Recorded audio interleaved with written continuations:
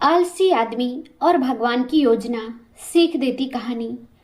एक समय की बात है, एक बहुत आलसी आदमी था जो हमेशा अपना पेट भरने का आसान तरीका ढूंढता रहता था। एक दिन जब वह खाने की तलाश में था तो उसे फलों का खेत दिखाई दिया। उसने चारों ओर देखा, लेकिन पेड़ पर लगे फलों की रखवाली करने वाला कोई नहीं दिखा। इसलिए उसने जल्दी से कुछ फल चुराने का फैसला किया। लेकिन जैसे ही वह खेत में घुसा और पेड़ पर चढ़ने लगा, किसान ने उसे देख लिया और उसे पकड़ने के लिए उसकी ओर बढ़ने लगा। आलसी आदमी ने किसान को लाठी लेकर अपनी ओर आते देखा। वह डर गया और पास के जंगल की ओर भागा और उसमें छिप गया। कुछ समय बाद जब उसे लगा कि वह जंगल से बाहर निकल रहा है और आगे बढ़ रहा है, तो उसने एक अद्भुत दृश्य देखा। वहाँ एक लोमड़ी थी। उसके केवल 2 पैर थे और फिर भी वह उन पर खुशी खुशी रेंग रही थी। आलसी आदमी ने सोचा, इस हालत में यह लोमड़ी कैसे जीवित रहती है।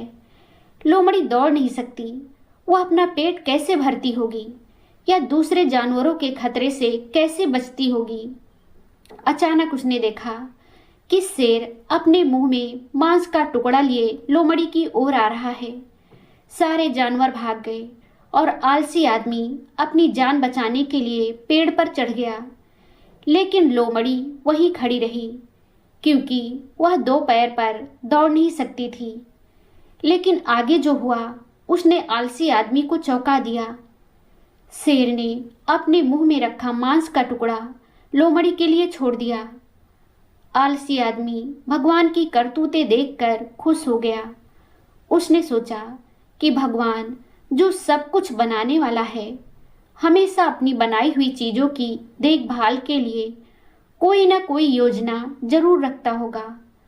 उसे लगा कि भगवान ने उसके लिए भी कुछ योजना बनाई होगी। इसलिए वह उस जगह से चला गया और कहीं दूर अकेले बैठकर किसी के उसे खाना खिलाने का इंतजार करने लगा।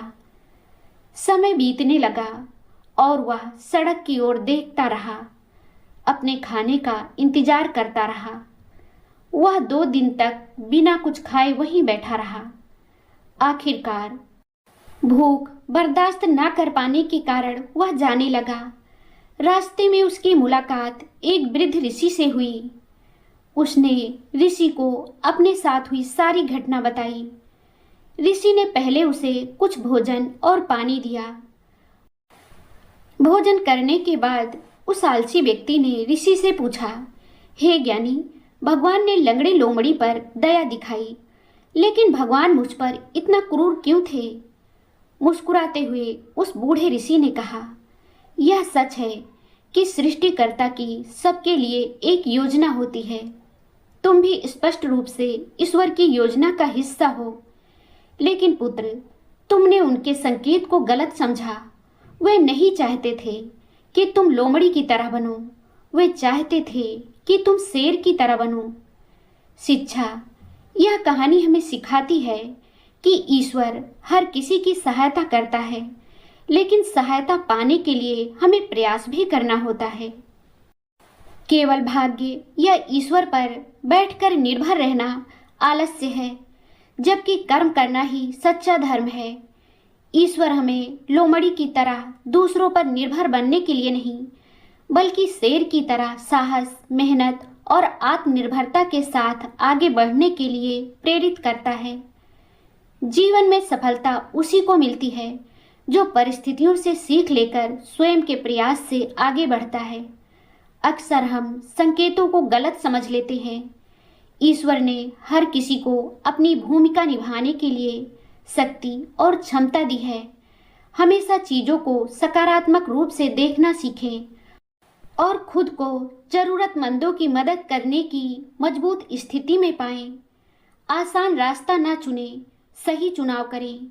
याद रखो, भगवान सहारा नहीं, शक्ति देते हैं, और शक्ति उन्हीं को मिलती है जो मेहनत से डरते नहीं। दोस्तों, यह कहानी आपको कैसी लगी, हमें कमेंट करके ज़रूर बताएं। अगर आपको ये कहानी पसंद आई हो तो लाइक ज़रूर करें, शेयर करें और चैनल को सब्सक्राइब करना ना भूलें।